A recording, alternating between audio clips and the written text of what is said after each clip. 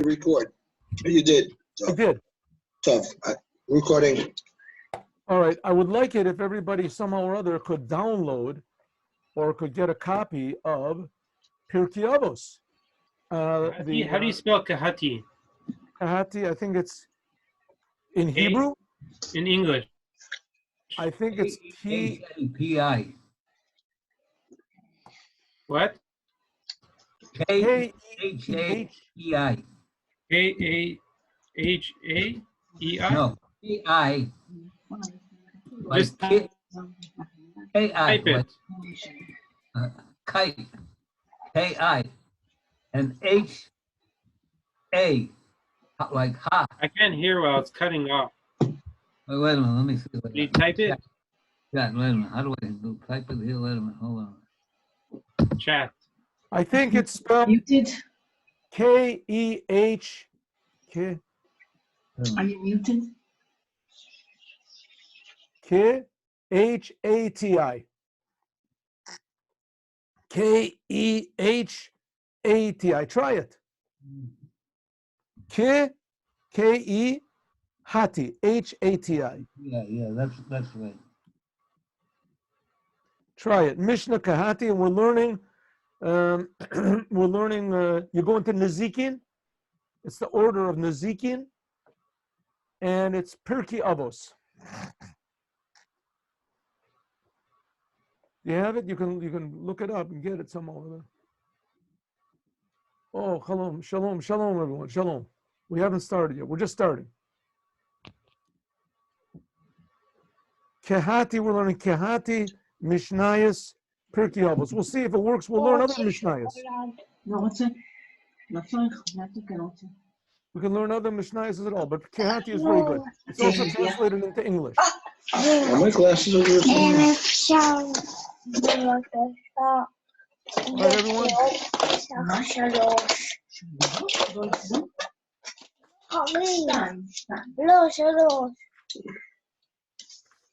Ready? So let's start off with the Mishnah itself. We give a little bit of an introduction. Before we say the Mishnah, we always say there's a brisa right in the end of Sanhedrin, and it says over Kol Yisrael Yishlem Chelek Olam Haba. Every Jew has a portion in the world to come.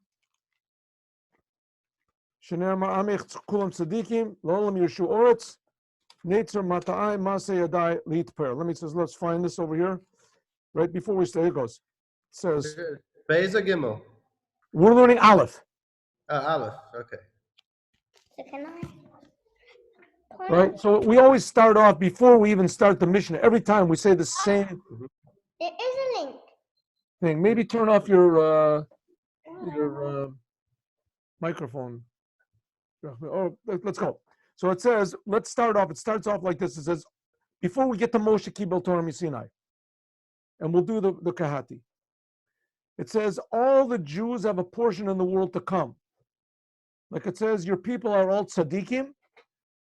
They will always inherit the earth. They are the sprout of my planting. They are my handwork, and I get pleasure. I praise myself. That's what God says.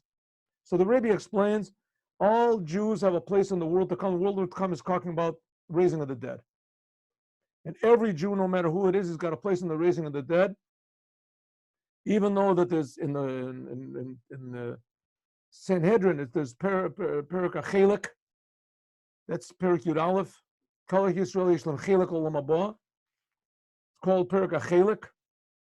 And it explains over there there's a lot of people that don't have world to come. So the Rebbe says, even those people, it explains in the Yerushalmi, they have a place to come.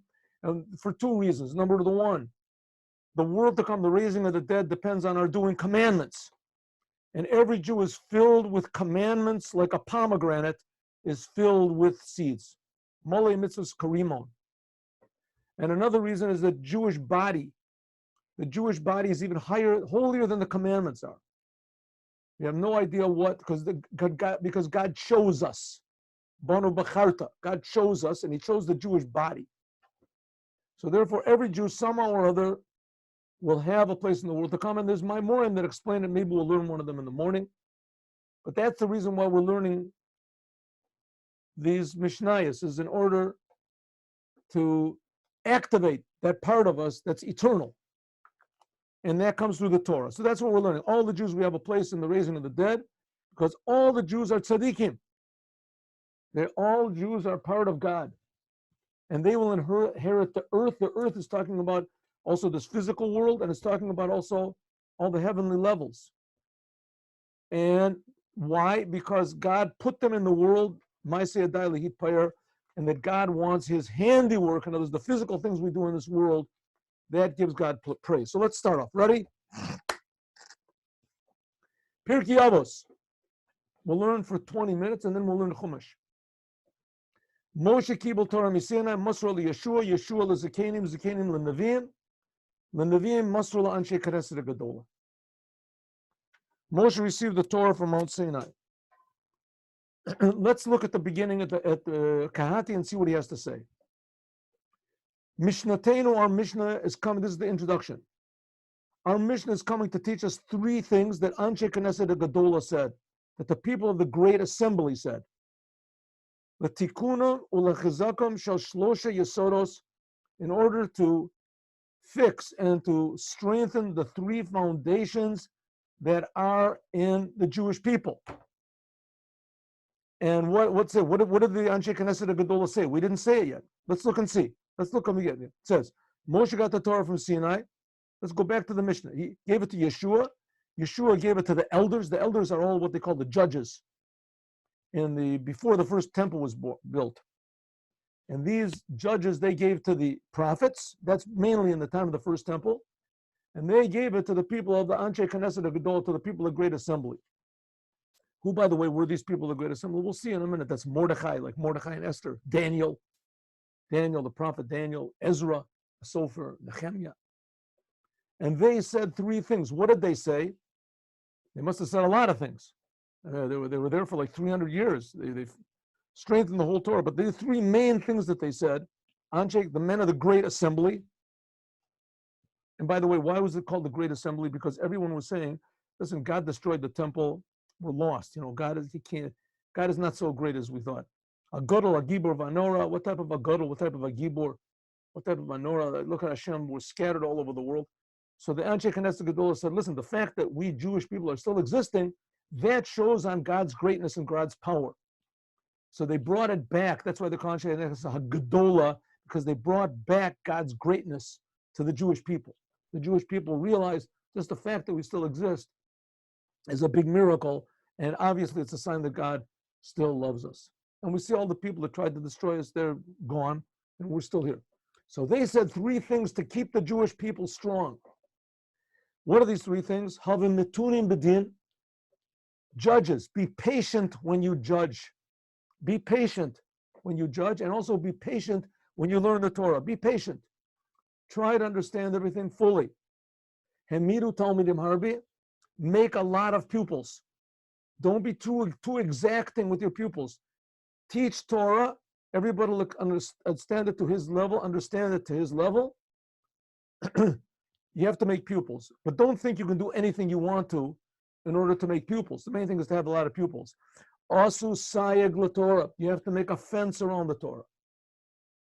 The Torah has to be very clear, and you have to even make boundaries to protect the boundaries of the Torah. Make new laws. So the Anshe Knesset Gadola said three things. Be patient when you judge. Learn the Torah, understand it, be patient. Number two is make a lot of pupils. And number three is make a fence around the Torah.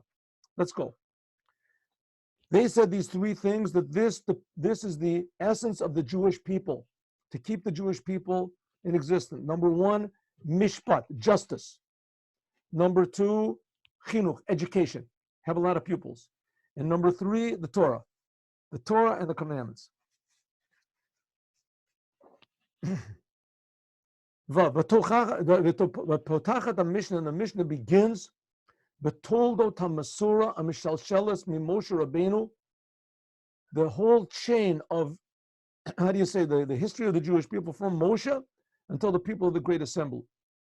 Shirishonei, the first of the people of the Great Assembly, they were the last of the prophets, Chagai, Zechariah, and Malachi. And the last of the people of the Great Assembly was like about 300 years ago, 300 years later. Those were the first people of the Chachmei of the Talmud. That's like Rebbe, Rabbeinu HaKodesh. Lahodienu, Hillel Hashem, to let us know, Hadavorim Amuvorim B'Mesechazu, Kachol HaTorah Nase Balpeh, Davorim Amuvorim Him, to let you know that everything that's said here, including all the words of the oral Torah, they are things that have been sifted through. Umukubalim ish mipi ish. And they have been received from one person to another. People did not receive things that were not given by Yerushalayim. If things didn't sound right, people didn't accept it. They were given from the prophets, and they were given up to Moshe Rabbeinu, the father of all the prophets. That he taught all the Torah and all the laws and all of the details with Pirushim and all the explanations. Mipia Gavura, directly from God. That's why it's called Knesset HaGadolah. That's why the last of these people are called Knesset HaGadolah. What we do today, all of the laws we have, come down through us from Moshe to etc., through the people of the Knesset, the Great Assembly.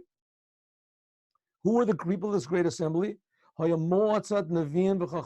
was a group of prophets and wise men Ezra Sofer, that were gathered together by Ezra HaSofer. Basifa Gadola, in a great meeting that he made, you'll see that in the time of Ezra HaSofer, that was between the first and the second temple, Judaism was in really bad shape. It was really in a very bad shape. First of all, the temple was destroyed, and the Jews had been driven away. And the Jews that had remained in Israel were very, very weak and scattered. And the Jews that were in Israel had intermarried. A tremendous percentage of them had intermarried with the non-Jews that were all around. Israel was just open. And it says that Ezra and Nehemiah got together and they made a big meeting and they said, we're giving everybody 3 months to divorce your wives, send them all back home. And everybody did it. In Israel, they did it. Incredible. Shekinah's B'Yerushalayim, Ezra brought the Torah back. He gathered in Jerusalem all of the wise men and all of the prophets. Ba'aloto Mibabel, when he came from Babylon, V'zu tikana tiknu gadol. This was called a great, a great fixing. A great building. V'chashuvos lechizuk Torah, strengthening the Torah and the Jewish people. Bein rishone anshe knesset gadola. Among them, who were the first of the people of the Great Assembly? Chagai, Zechariah, Malachi. These were prophets that are written in the book. Like everyone that's mentioned above. Daniel, Hananiah, Mishael, Vazariah, the ones that were thrown into the fiery furnace. Nehemiah ben Chachliah. He came also up from Babel. He's tremendously rich, tremendous genius. He came up. He was like the helper of Ezra. Mordechai and Esther. Zerubbabel ben Shaltiel, and a lot of other Chachamim Achirim. Where are we? In the Gemara Yoma, it says, Lama Nikra Shemam Anshe Kadesh. This is the story I just told you. Why were they called the people of the Great Assembly? Why? Sheikh Zero Atera Lishana, because they brought back the crown, the glory of the Torah. Moshe said that God is a Keil, a Gadol, a Gibor, Vanora. Moshe said God is big, that he's powerful, and that he's awesome. That's what it says in Devorim. Keil, a Gadol, a Gibor, Vanora. Came Jeremiah the prophet, and said, Goyim are dancing in the Heichal.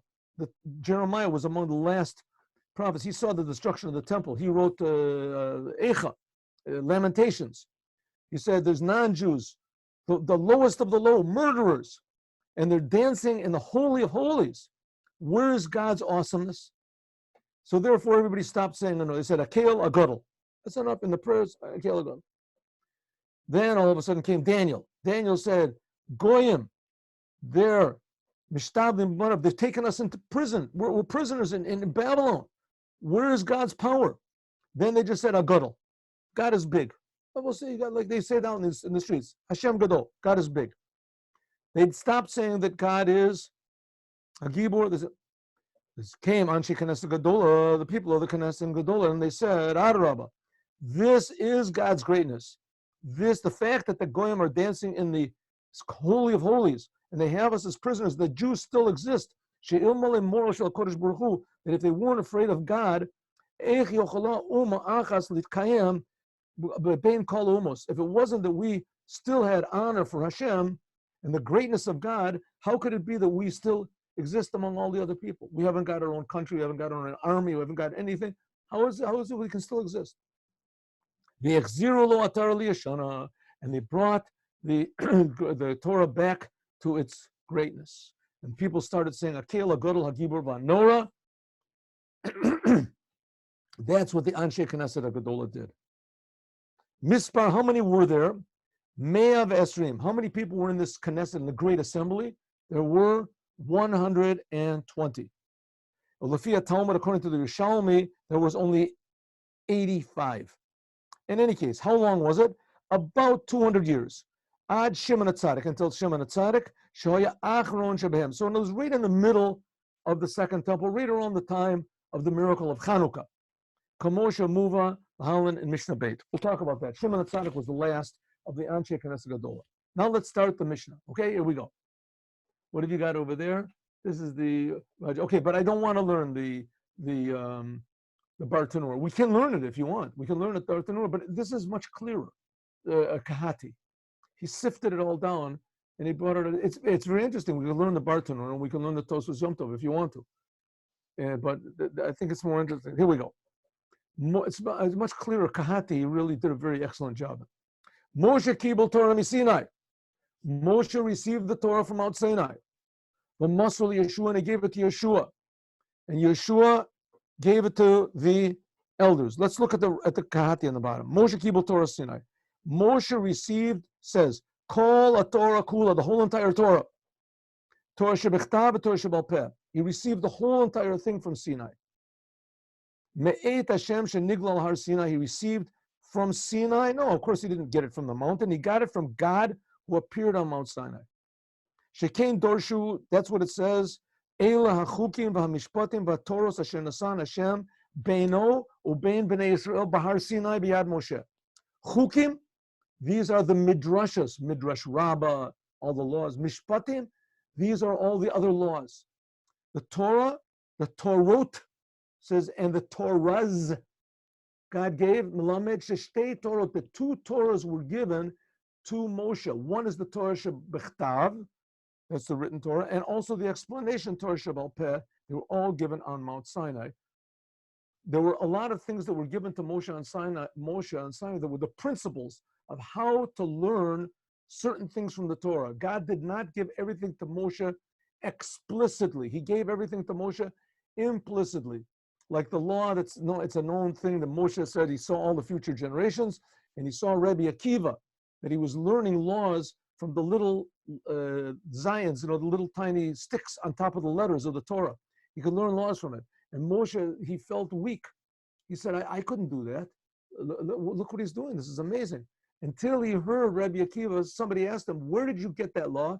And he said, Halacha la Moshe Misina. In other words, Moshe received all the Torah. He didn't even know what it was. We can see also later on in what happened in Bamidbar and things like that, that happened after Moshe received the Torah. There's written in the Torah, in Parshas Bamidbar and Parshas Devorim, all these things that happened after Moshe received. How could he receive the whole Torah? Things hadn't happened yet. And so the answer is that Moshe received the whole Torah, but it became revealed little by little. Something like you can get a chip on your computer, and everything is there. But you watch it; it comes out. It's revealed little by little. He says Moshe received everything. Most really Yeshua, and he gave it over to Yeshua, to Joshua. What does it say about Joshua? It says, "U'misharto Yeshua bin Nun Na'ar," and his servant Yeshua bin Nun, the young one, lo yamish mitoch ohel. He did not move from the tent of Moshe. Therefore, zachal yerushato. Therefore, he merited to receive from Moshe. Like it says, "Vayomer Hashem Moshe kach lachad Yeshua, ish asher ruach bo." Put your hands on him. And natata mehorecha alav laman yishmu kol adas Yisrael, and it says Yoshua bin Nun malei ruach chachma kisamach Moshe yadav alav v'yishmu alav b'nei Yisrael. In other words, what does it mean? Moshe received the whole Torah, but Yoshua, he received from God, but Yeshua didn't receive from God. Yeshua only received from Moshe. So you might think that's not really so good. I mean, he must have lost a little bit when it went down. It says, no, you didn't lose anything.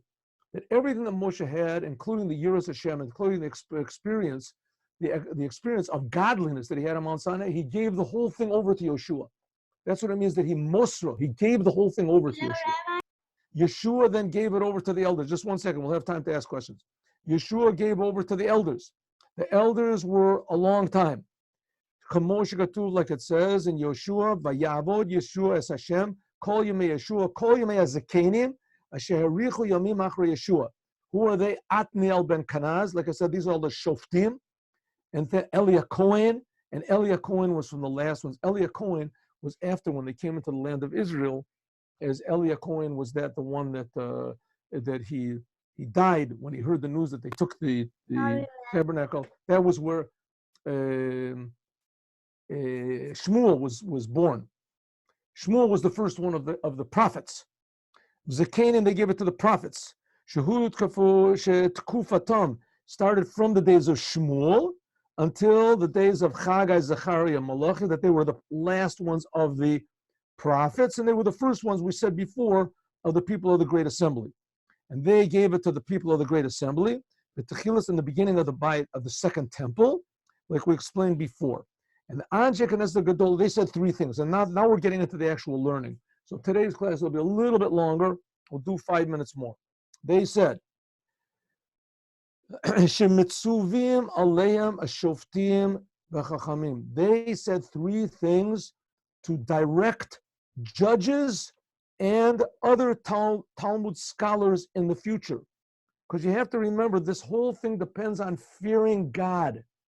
As soon as a person doesn't have the fear of God, he can be the biggest genius in the world, most popular, charismatic person, tremendous leader. But if he doesn't have the fear of God, then things will go wrong. And that's what we saw with Yeravim ben Nevat. He was a great, tremendous genius, but he didn't really have the fear of God. He still was always thinking about himself. And therefore, that's why the Baal Shem Tov's father said to him, be afraid of only God. Don't be afraid of anything. That's the basis of Chassidut. What are the three things you have to have? Number one is be calm and patient when you judge. The second one is have a lot of pupils. And the third one is make a fence around the Torah. Let's see what these three things make, and then we'll go on to learn Chumash. Chumash is very interesting today. Number one, Al temaharu lacharutz mishpar lifsok halacha. Don't try to be too fast or hasty to make judgments or to declare laws. Ela hayu metunim la'ayin. Just because you feel you're sure, check it over. The Rebbe has a beautiful sikha that says one of the signs of a kosher animal is that it chews its cud. The same thing of a person. You have to choose your cud. There's even a word for that in English called ruminate. Think about what you're doing. Don't be too fast, especially in things of Torah. Be calm. Look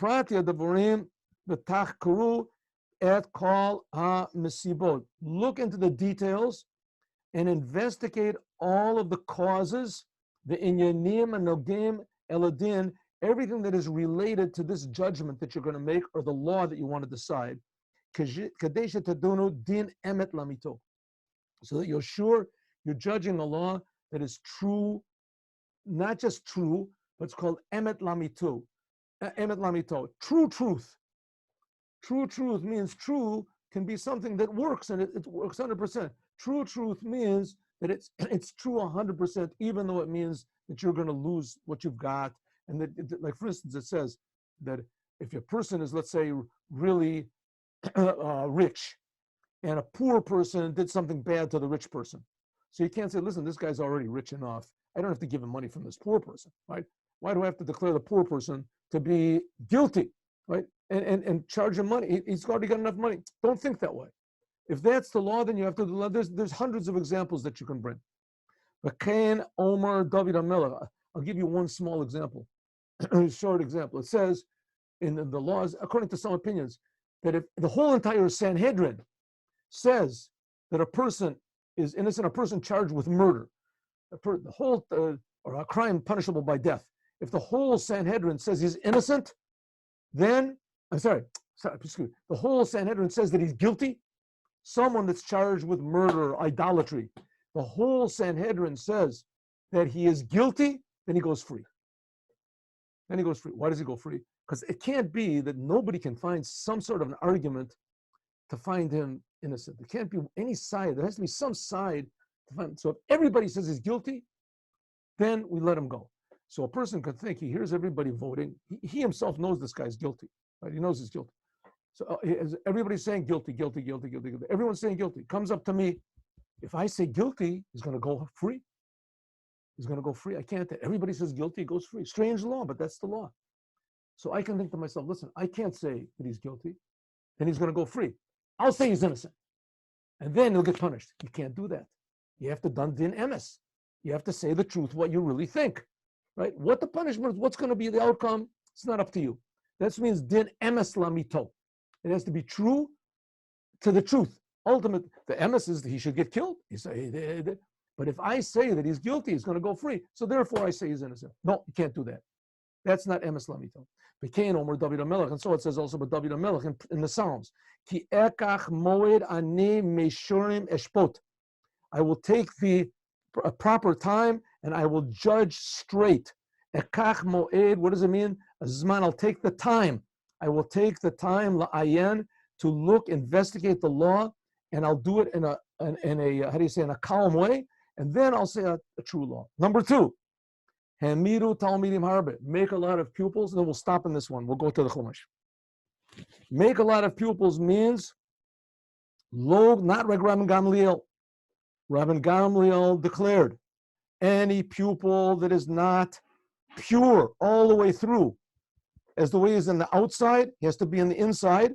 If he's not 100% serious, can't come into the Beit Midrash, can't come in to learn.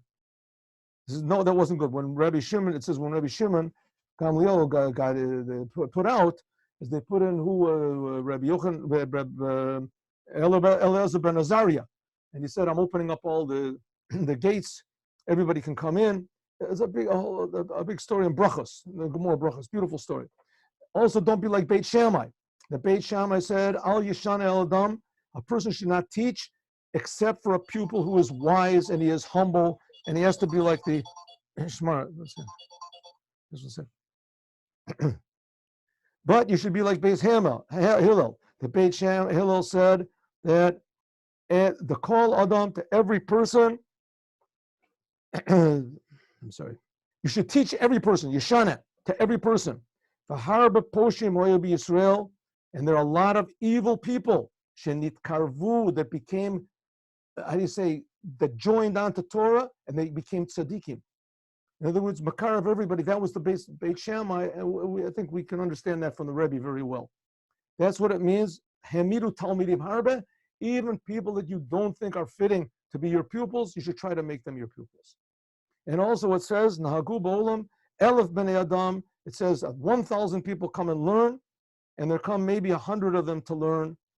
100 people learn Torah, 1,000 people come to learn Torah, 100 of them come out and succeed and learn Mishnah. Those 100 go and learn Mishnah, and maybe 10 of them can come out and learn Talmud.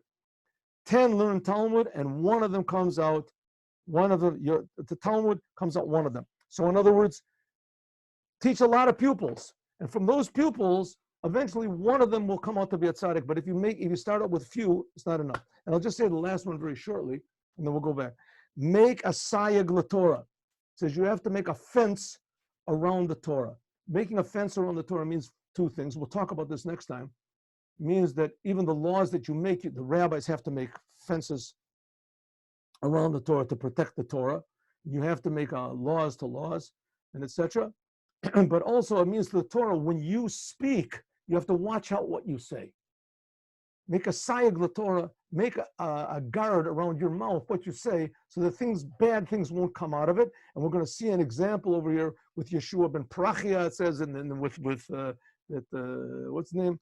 That he came out, Tzaduk and Beitus came out, the Tzedukim came out of it, as we're going to talk about Antigonus ben Socha. We'll talk about it, God willing, next time. Let's go to the Chumash. I shared in chat a link for a Kahati app. Oh, good. It works on Android. It's really excellent.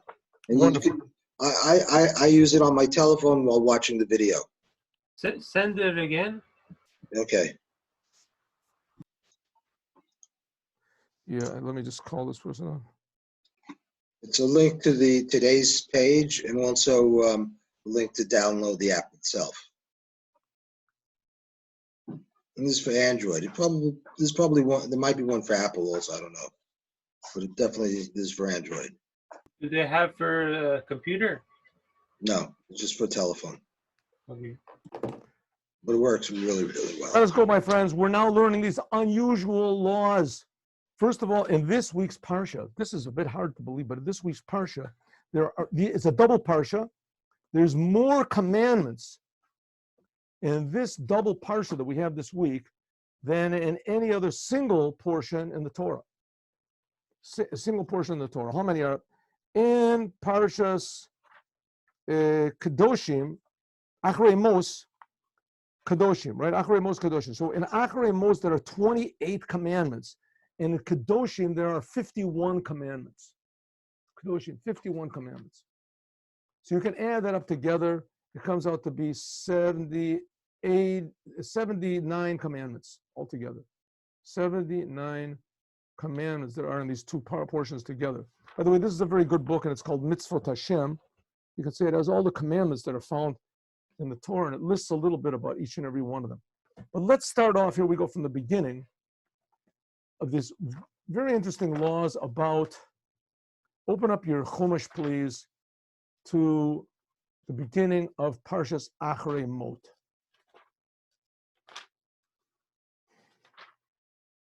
Is it today's?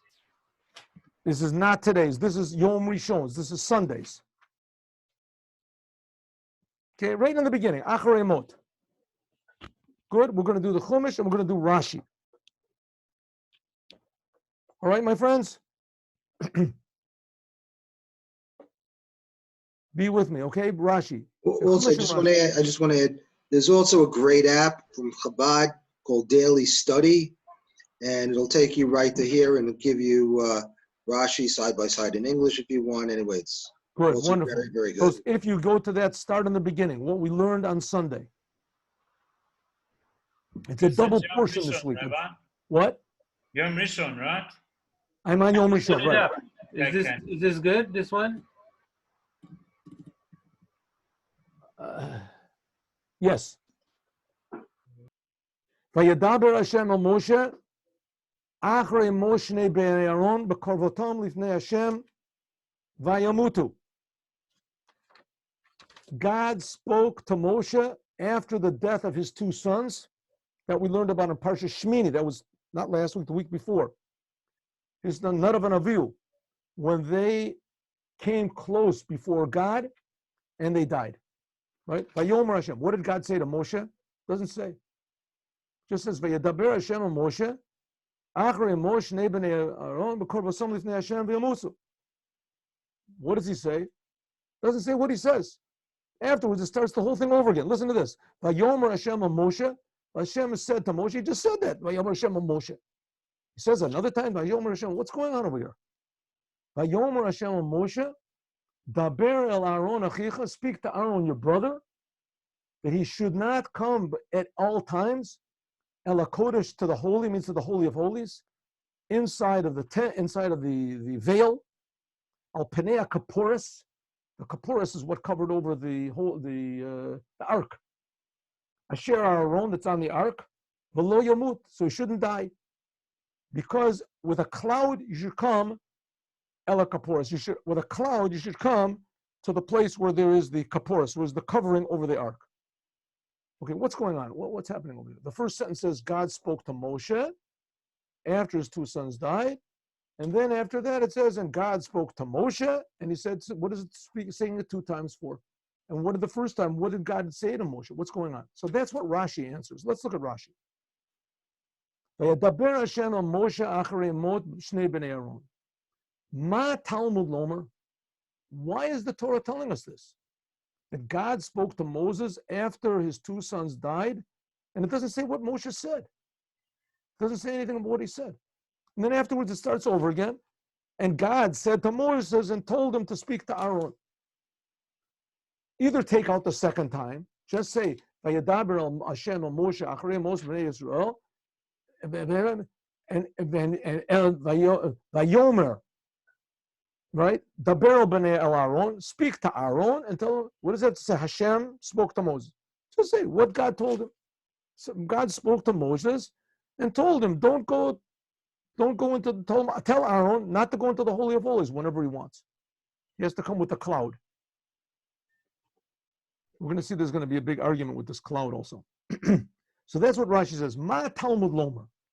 Why is the Torah telling us that God spoke to Moses after his two sons died? And it doesn't even say what he says. Hi, Rabbi Elazar ben Azariah. He said, I'll tell you why it says this thing about Moses, God speaking to Moshe after his two sons died. And it doesn't say what he said. I'll give you an example. It's like on a sick person. That he goes into a doctor. And the doctor says to him, don't drink cold food. Don't eat, cold food. And don't lie. Tachav means on the cold ground.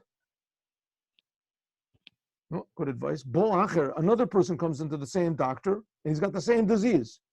And he says, Al tochal tzonin, don't eat cold food. Al tishkav tachav. He gives him the same advice. Don't eat cold food, and don't lay on cold ground. Shalo tamut derech shamet poloni, so that you won't mate, you won't die like Mr. Groys died. This works better, usually psychologically works better. It's more of a motivation than the first person. The first person, he said, don't do it. The second person said, don't do it, or you're going to die like that guy died. Therefore, Nermar says, therefore, God starts off and he says to Moses, after his two sons died. What's he saying? Your sons already died. Tell that over to Aaron. Give it over to Aaron. That he shouldn't try the same trick. Going into the temple, why did Moshe's two sons die? So it says they went into they had really good intentions, but their actions weren't good. Moshe even says, B'koravaya Kadesh. Said that in Parshas Shemini. Said that they were holy. And Rashi even comments that I thought that maybe I would make them holy, that I would make the temple holy. Now I see that your sons, Aaron's sons, they're the ones that made holy, not of an aviu. So in other words, that's the reason why. Okay, there's another explanation. Someone else gives an explanation that really this was said to Aaron beforehand. This is what said. God told already Aaron, we'll see from the second, God told Aaron already that people should not go into the holy temple improperly. And his sons knew that, but they didn't listen. And that's why it's saying again, saying after his two sons died, right, now the message is even stronger. Moshe is saying to Aaron, I told you before you shouldn't go in. Your sons didn't listen. Now tell the remainder of your sons that they shouldn't go in, because if they go in and they don't listen to the advice I already gave you previously, that they're going to die like another of an aviu died. That's what it says. Therefore, it says, Achrei mot b'shnei b'nei Aaron. Vayomer Hashem el Moshe. Let's go further in Rashi. Vayomer Hashem el Moshe. God said to Moshe, el Aaron achicha, al yavo, you shouldn't go. Shelo yamut kederech shemetu banov. You shouldn't, Aaron, you shouldn't go in the way, and so that you don't die like your sons just died. Rashi, v'lo yamut she'im bo, that if you go in, then you will die. This is what it's, so then now we can understand why God says it twice. First of all, he says to Moshe, after his sons died, to stress to you that this message that Moshe is giving is because of his two sons dying. It's because his two sons died, therefore Moshe had to come again and tell Aaron not to do it. Remember what I told you previously. Don't go into the holy temple, and your sons also shouldn't go in. Ki be'anan, let's go a little further. It says right in the end, don't go into the holy temple. It says, Ki be'anan era'el kaporas, because in a cloud I will see you on the kaporet. The kaporet is the covering over the ark. Okay, there was a group in Israel which were called the Tzedukim. The Tzedukim were tremendously powerful. It's very hard for us to imagine how powerful that they were. It corresponds, like today, to the Reform Judaism and conservative Judaism. The Tzedukim basically were people that they didn't really care about the Torah at all. They claimed they only cared about the written Torah, not the oral Torah, but in fact, they didn't care about any of it. So they made up their own interpretations of everything, but they made the interpretations up closely following what it says here in the Torah. There were other things that they had arguments about, that they said that there shouldn't be any communal offering. The communal offering should be brought by everybody, and also the Sfira, the Omer should start the day after Shabbat, not the day after Pesach. They had other things that they argued. Anyway, here they also took this and they said, Ki be'anan erel kaporas, that on Yom Kippur, that the Kohen Gadol should put the incense on the coals and make the smoke before he goes into the Holy of Holies. Before he goes into the Holy of Holies. And we'll see later on, I don't know if we'll get to that, we'll see later on, that in fact, they didn't do that. In fact, that was not what happened. In fact, God did not want. He wanted them to go in. The Kohen Gadol had to go into the Holy of Holies with the coals on like a fire pan and put it down, put the fire pan down and put the incense on top so that when he went in, the clouds weren't coming up already. But it says here they should go in a cloud. I should be seen when you go to the ark. So they learned that you should, when he came in, he should go with the ark, which is not really the law. Why did God write it this way? He said, I'll write the way I want to. Whoever wants to make a mistake can make a mistake. Let's go to see Rashi. Ki tamid ani nir'eh sham im amud anani. Ki be'anan eira'eh. Right, now the word eira'eh means I will be seen. And the word eira'eh means I always am seen. In Hebrew grammar, future tense can also be used to present constant tense. In other words, to say I will be seen and I am always seen would be the same grammatical thing. We learned that also, and Chabad uses it a lot, especially in Shar Yichud Ve'emuna, which uses the name God. Yud Kei Vav Kei. Yud means will be, but it also means I am constant. So that's what it means, Yud. And then God's name is Yud, and then Hey Vav Hey. Hey Vav Hey means being, I am. Hu haya, hu hoveh. Hu yehoveh, that means constant. Yud, right, I am. Yud doesn't mean Yud, Hey Vav Hey, doesn't mean I will be constant. It means Yud constant, Hey Vav Hey being. God is constantly making the world come into being. So the Yud can be used for future tense or past.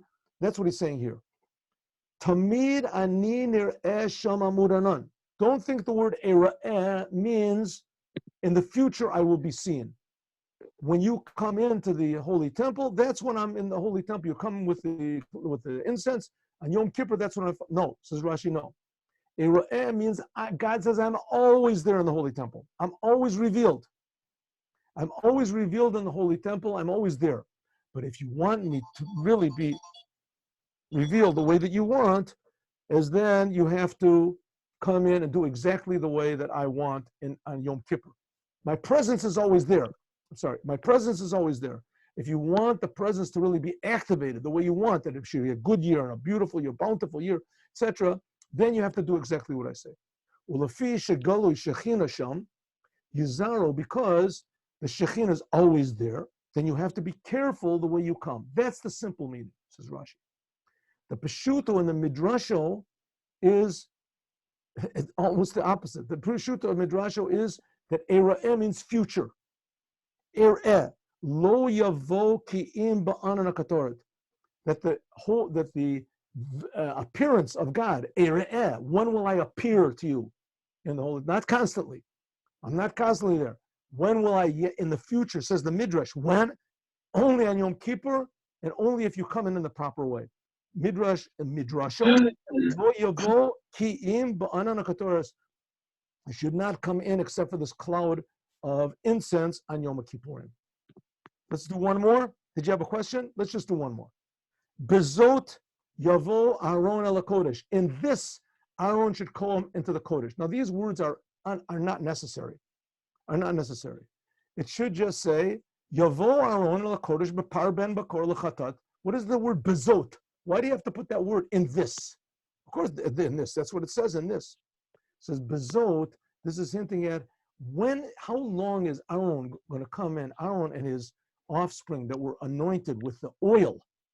How long will they come in? It says near the end of the destruction of the first temple, what was Yeshayahu, a king, Mishael, he hid away the vial of oil of anointing. And afterwards was a different type of oil they used in the second temple, because there was still a holy priest and everything, but they weren't anointed with oil. It says the first temple, that was the time, the whole time that this really was an Aaron, really the offspring of Aaron that were anointed with oil was only in the first temple. And that's what hinted by the word bezot. Gematria shelo arba me'ot ve'eser. The word bezot is the numerical value of 410, and that's how long the first temple was. The second temple was 420 years, and the first temple was 410 years. Bezot yavo Aaron, and this Aaron will come, what, in a par, and bakar lechatas, and ayalolah. Said he can only bring it on Yom Kippur. Av zot, not b'kolayit. He can't bring it all the time, but only on Yom Kippur. Kamosha maforish, like it says in the end of the parsha, b'chodesh hashvi'i be'eser lechodesh. You want to know when is all this taking place? When it doesn't say when. It says that Aaron is supposed to go in. He's supposed to go with incense. He has to bring the sacrifice. He has to change his clothes. He has to go to we'll see 5 times. He has to go to the mikveh. He has to wash his hands. It says 10 times. We'll say, when is this? When is it supposed to be? So if you look, it says right in the end, it says, one second, where does it say over here? And on Yom Kippur. And where does it say on Yom Kippur? Right in the end over here. A second, I'll find it. It is on, it says, B'chodesh Asri B'asor L'chodesh.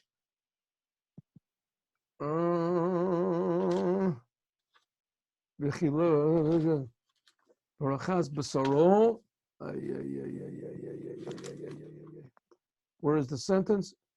It says, B'chodesh Asiri, B'chodesh Hashvi'i B'asor L'chodesh. Where I haven't found the pasuk here. Anyway, I'll tell you 1 second. Here we go. Which pasuk are we up to? We're now up to Dalet and we're stopping. Let's see. Here it says B'chodesh Asiri B'chod L'chodesh. Here it is. Here, Chavtes. That's it. Chavtes. Here it is. On sentence number 29. On the 7th month, on the 10th day of the month, you should say fast and whatever make uncomfortable your souls, and all work you shouldn't do, etc. So only after that, right, after all we learn what to do, does it tell what day you're supposed to do it. That's not already on sentence number 29. Okay, that was the Chumash for today. Now let's do a little bit of Basar v'chalav. We're going to do 20 minutes, all right? We'll finish a little bit late. Okay, rabbis? Everybody listening? You're going to be rabbis in the end. The laws of milk and meat. 20 minutes on milk and meat. The laws of milk and meat start in the Shulchan Aruch on chapter Siman Pei Zayin. Here it is. Can we see where we are?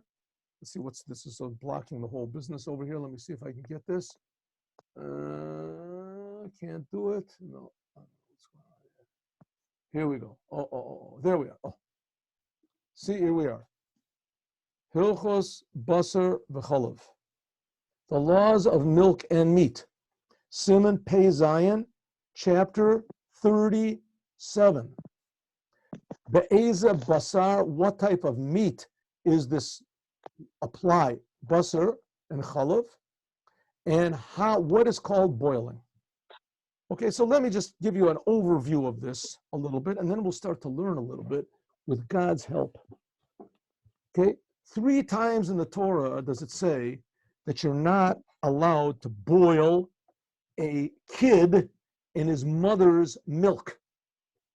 You're not allowed to boil a kid in his mother's milk. We're going to see that this implies much more than what it says. It implies that it not just its mother's milk, but all milk of an animal. Not just a kid, but all meat.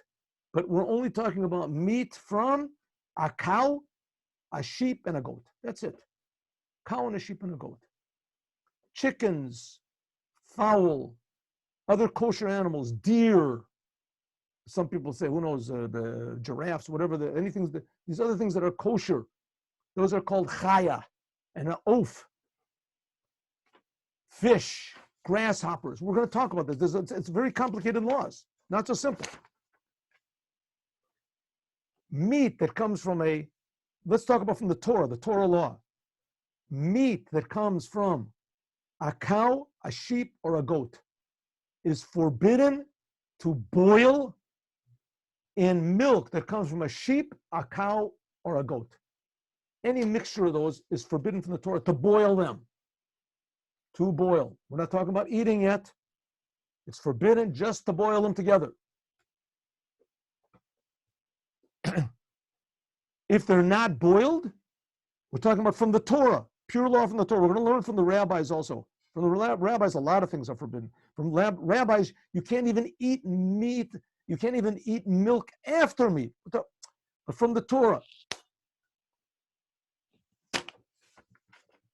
you are allowed to eat meat and milk together if it wasn't boiled together. If it was not boiled together, then from the Torah, it is permissible to eat them together. Don't go and do it because it's forbidden from the rabbis, and you have to listen to the rabbis because it's a Torah law that you have to listen to the rabbis. So the rabbis basically are just the laws of the rabbis are just as powerful as the laws of the Torah. But nevertheless, let's just talk strictly speaking. From the Torah going, it's forbidden to boil milk and meat if either one of them comes from a cow, a goat, or a sheep. A bull, whatever, the same thing. Cow, goat, and sheep. Only those are forbidden. Boil. What does boiling mean? What's boiling? Boiling means, what is it? What about salting together? Putting them, you salt them together. Salt is very powerful. What about soaking them? What about if you soak a piece of meat inside of milk? What about frying?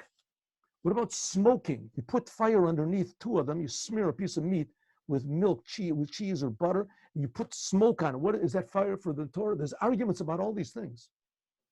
What about pouring hot milk on meat? What about roasting over the fire, directly over fire? What about baking? Are those considered to be boiling or not? We're going to learn. All meat is forbidden. What about not the meat of a cow? Or what about the skin of a cow? What about a placenta? What about the fetus? It's not born yet. What about chicken meat? Chicken meat. Chicken meat, is only forbidden from the rabbis, not forbidden from the Torah. What about eggs? Are eggs considered to be meat? What about cooking in the hot waters of Tiberia?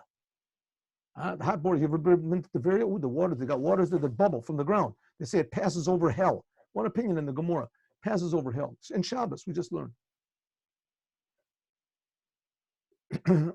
So all these things, there's all sorts of, what about grasshoppers? What about fish?